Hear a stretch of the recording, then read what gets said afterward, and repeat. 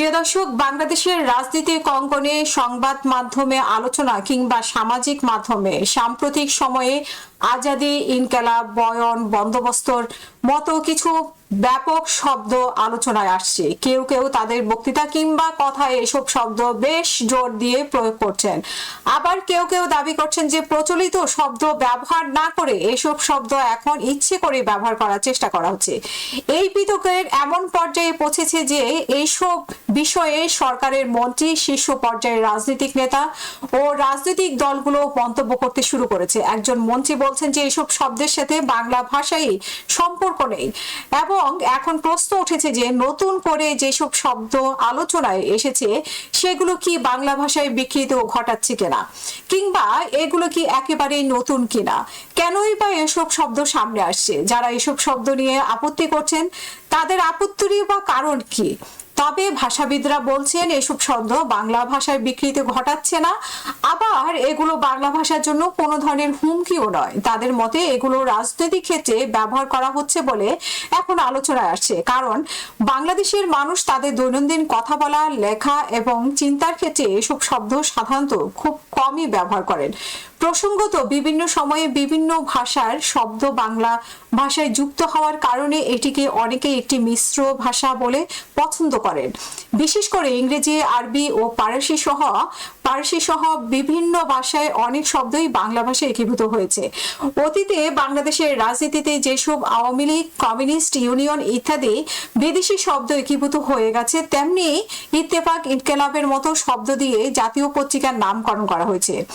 সবচেয়ে বেশি আলোচনায় হচ্ছে ইনকেলাব শব্দটি। 2024 সালের আগস্টে বাংলাদেশের হাসিনা সরকারের পতনের পর আন্দোলনকারীরা নেতাদের মধ্যে অনেকেই মুখেই শোনা গেছে যে আজাদি, বন্দোবস্ত, বয়ান, ইনসাফ, ফয়সালা, মজলুম এদের মতো এই শব্দগুলো সভা সমাবেশে কিংবা টেলিভিশনের টকশোতে আলোচনায় তারা এই শব্দগুলো অনেক বেশি ব্যবহার করেছেন বলে অনেকের এই দৃষ্টিতে এসেছে। সামাজিক মাধ্যমে অনেকের অনুসারী রয়েছে এমন কাউকে এই ধরনের শব্দ বেশি ব্যবহার করতে দেখা যায়, যাদের অনুসারীরাও যে শব্দগুলো ব্যবহার করছে।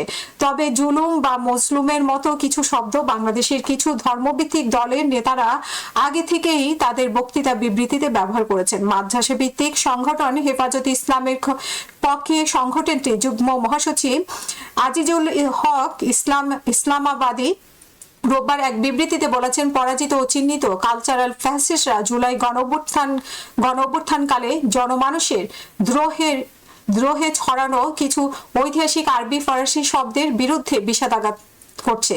তিনি ইনকালাব, ইনসাফ ও আজাদি এই শব্দগুলো জুলাই গণঅভ্যুত্থানের ভাষা সম্পদ আখ্যায়িত করে জনপরিসরে ব্যাপকভাবে চর্চার আহ্বান জানিয়েছেন। যদিও অনেকে মনে করেন যে ইনকালাব শব্দটি বেশি সামনে এসেছে হাসিনা সরকারের বিদায়ের পর আলোচনায় আসা ইনকালাব মঞ্চ নামক প্ল্যাটফর্মের কারণে। এর প্রতিষ্ঠাতা শহীদ ওসমান হাদি নির্বাচনের প্রচারের সময় ঢাকায় গুলিবিদ্ধ হয়ে চিকিৎসাধীন অবস্থায় মারা যান। আবার 2025 সালে ফেব্রুয়ারিতে ঢাকায় জাতীয় নাগরিক পার্টি এনসিপি আত্মপ্রকাশ অনুষ্ঠানে দলের প্রায় সব নেতাই তাদের বক্তব্যে ইনকেলাব জিন্দাবাদ শব্দ ব্যবহার করেছেন। আবার ইনকেলাব জিন্দাবাদ স্লোগানটি ভারতীয় কমিউনিস্ট পার্টি দিয়ে থাকে, যার অর্থ বিপ্লবী দীর্ঘজীবী হোক। অন্যদিকে নয়া বন্দোবস্ত বারবার শোনা গেছে যে শেখ হাসিনা বিরোধী অভ্যুত্থানের নেতৃত্বে দেওয়া অনেকের মুখেই। মূলত নয়া বন্দোবস্ত বলতে তারা দেশের জন্য নতুন ব্যবস্থার কথা বলছেন তাদের বক্তৃতায়, কিন্তু এখন নতুন করে এসব শব্দ নিয়ে বিতর্কের মধ্যে সামাজিক মাধ্যমে অনেকেই বলছেন যে এদেশের স্বাধীনতা শব্দটি বহুল ব্যবহৃত, যাকে এখন অনেকে আজাদি হিসেবে বলছেন।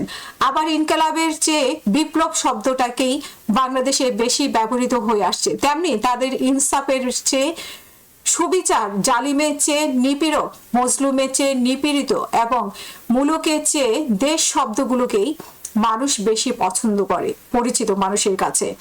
তাদের কথায় ইনসাফ, ইনকেলাব, মজলুম, জুলুম, নয়া বন্দোবস্ত না বলে এগুলো বাংলা হিসেবে যেসব শব্দ ব্যবহৃত হয় সেগুলো ব্যবহার করা যেতে পারে, কারণ এই দেশের বেশিরভাগ মানুষ কথা বলার সময় এইসব শব্দগুলো ব্যবহার করেন।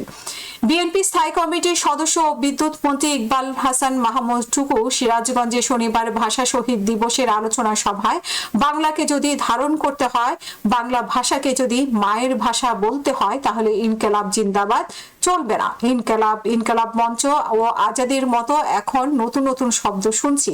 তিনি বলছেন ইনকালাব জিন্দাবাদ, ইনকালাব মঞ্চ এগুলো বাংলার সঙ্গে কোনো সম্পর্ক নেই। যারা আমাদের মায়ের ভাষা কেড়ে নিতে চেয়েছিল এগুলো তাদের ভাষা। আবার রোববার সকাল 6:08 জামাতের আমির শফিকুর রহমান ভেরিফাইড ফেসবুক পাতায় দেওয়া পোস্টে বলা হয়েছে যে ইনশাআল্লাহ আগামীর বাংলাদেশ ইনসাফের বাংলাদেশ, ইনকালাব জিন্দাবাদ।